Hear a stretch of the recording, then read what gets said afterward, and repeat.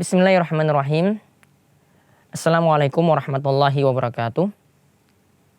Alhamdulillahilladzi arsala rasulahu bil huda wa dinil haq liyudhhirahu 'ala dini kulli wa kafa billahi syahida. Sallallahu ala nabiyyina Muhammadin wa ala alihi washabbihi wasallam. Baik para pemirsa yang semoga selalu dirahmati oleh Allah Subhanahu wa taala, pada kesempatan kali ini kita masih melanjutkan pembahasan kita dari kitab Matan Abi Syuja. Kita melanjutkan dalam pembahasan masih seputar puasa ya. Dalam kitab Siyam, selanjutnya dalam pembahasan ketiga ini kita akan membahas tentang pembatal puasa. Pembatal puasa yang dimaksudkan di sini jika seseorang itu melakukannya dalam keadaan sengaja, ya bukan dipaksa, dalam keadaan sengaja dan tidak dipaksa, maka puasanya itu batal. Ya, namun kalau dia melakukannya dalam keadaan lupa, ya dalam keadaan dipaksa, maka di sini puasanya itu tidak batal.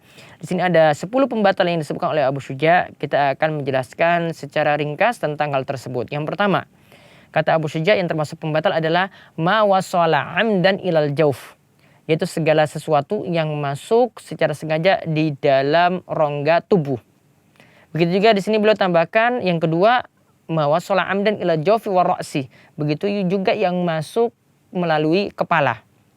Ya, begitu juga di sini kami langsung jelaskan wal huknatu fi ahadis sabilaini. Yang ketiga adalah suntikan atau injeksi lewat ya saluran depan dan saluran belakang, yaitu lewat dubur dan kubul. Ya, lewat kemaluan dan lewat dubur. Nah, tiga hal ini kita jadikan satu pembahasan. Di sini Abu Syuja katakan bahwasanya segala sesuatu yang masuk ke dalam rongga tubuh,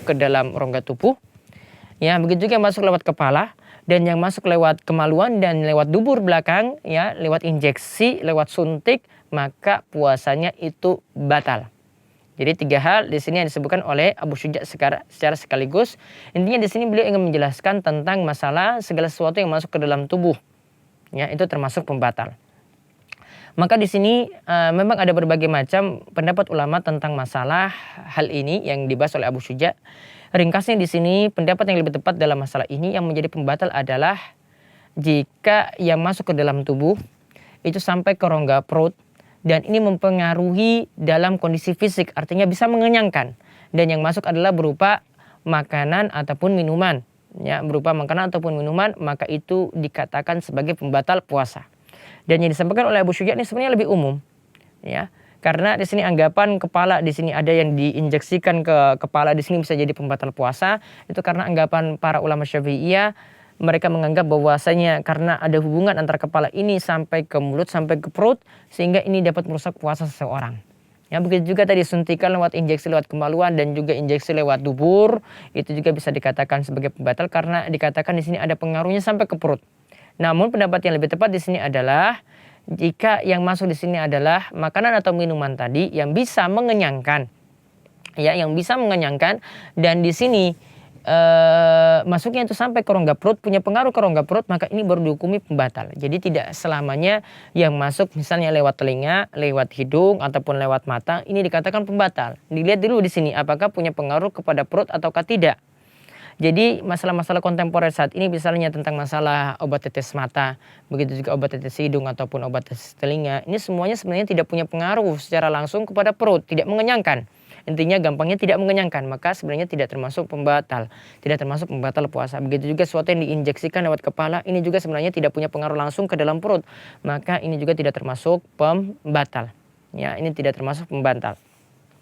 Adapun tentang masalah suntik, ya di sini selain kemaluan ataupun ke dubur, ya.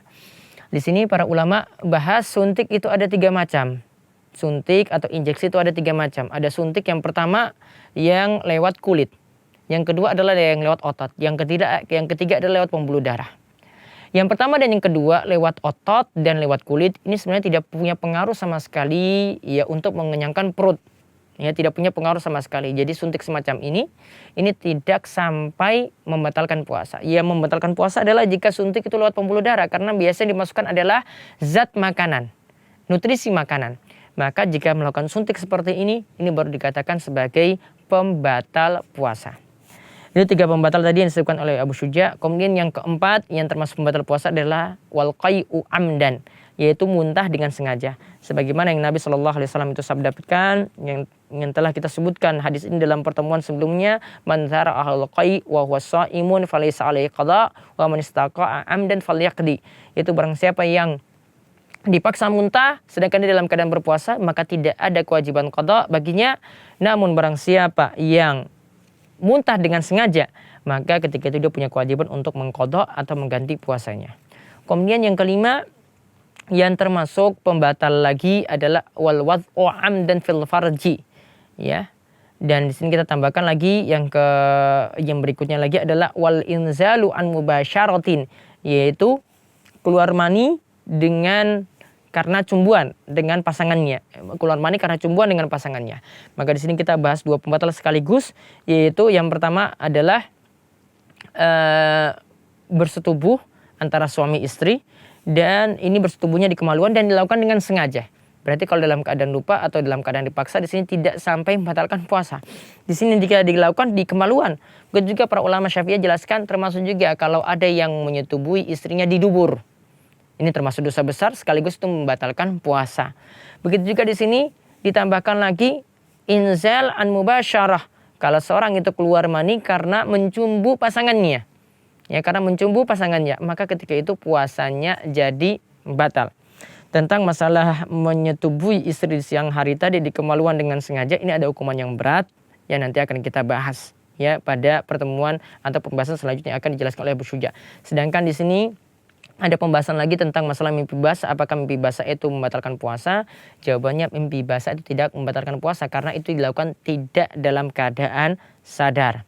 Kemudian yang ketujuh yang termasuk pembatal lagi adalah haid. Yang kedelapan adalah nifas. Jadi ketika seorang wanita itu mendapati haid, meskipun dia telah berpuasa misalnya sampai 5 menit sebelum maghrib, ketika itu mendapati haid maka puasanya itu batal. Begitu juga wanita yang mendapati nifas. Dan yang dimaksudkan dengan nifas di sini adalah darah yang keluar ketika seorang itu wanita itu melahirkan, ketika seorang wanita itu melahirkan atau sesudah melahirkan. Jadi tidak sebelumnya, tidak sebelum keluarnya anak.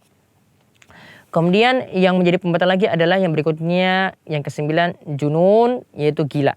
Jadi ketika seorang itu hilang kesadarannya seperti ini, gila, maka puasanya itu batal. Begitu juga jika orang itu pingsannya itu sampai tidak mendapati puasa dalam seluruh siang, yaitu mulai dari subuh sampai tenggelamnya matahari, maka puasanya juga batal ketika itu. Kemudian yang terakhir yang termasuk pembatal, yang ke-10 adalah riddah, yaitu keluar dari Islam. Ya, ketika menjalani puasa maka puasanya itu batal. Ya, ini demikian 10 pembatal puasa yang disampaikan oleh Al-Qadhi Abu Syuja. Mudah-mudahan semakin menjadi ilmu yang bermanfaat bagi kita ketika kita menjalani ibadah puasa nantinya. Demikian, wabillahi taufiq wal hidayah. Wassalamualaikum warahmatullahi wabarakatuh.